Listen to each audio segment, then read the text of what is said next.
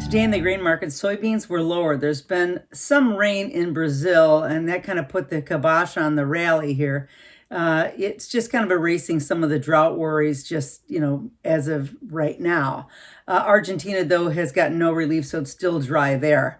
Either way, it kind of takes the air out of the rally balloon for now. I think perhaps the $1.40 rally is just enough.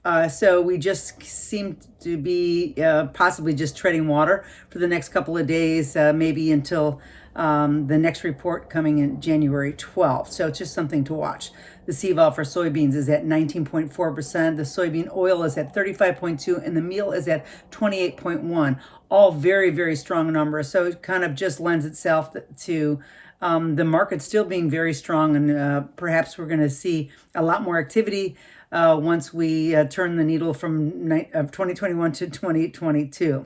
Now, corn was steady today. I think the ethanol margins do remain strong. I think the futures did trade on both sides of unchanged. But, just again, like a little bit of a sideways move, and it's, where it's a little bit of a waiting game now. The prices remain, though, at the highest levels they've been at in 6 months. So corn is very strong.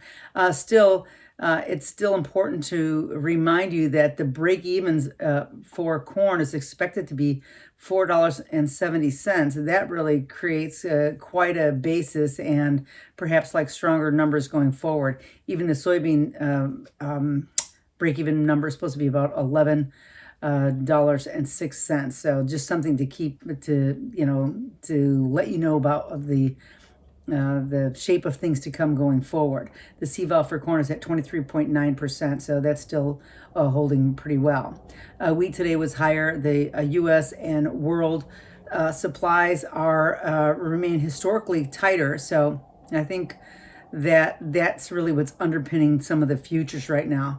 The lower start a little bit today was kind of a reaction to the Russia selling a lot of wheat to China, worries that the U.S. won't get involved, but we know that down the road that we'll still be able to participate. But we got a 50-cent rebound from Monday's low to today's high of 8.24. So with a 20-cent range just today, it's an indication of like really choppy trade heading into the end of the year. We thought that might really happen. So fundamentally, though, wheat is the most bullish of all the grains.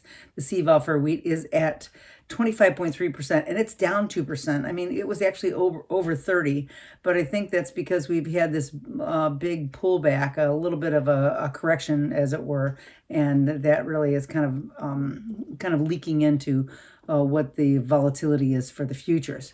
Now, with ag news, very little right now. I think traders are just mainly balancing their positions before they're going to be looking to the USDA report come January 12th. And then the focus will really be on the extreme weather going forward, and that is on the horizon. So something that we're going to be focusing on once we get into quarter one of 2022.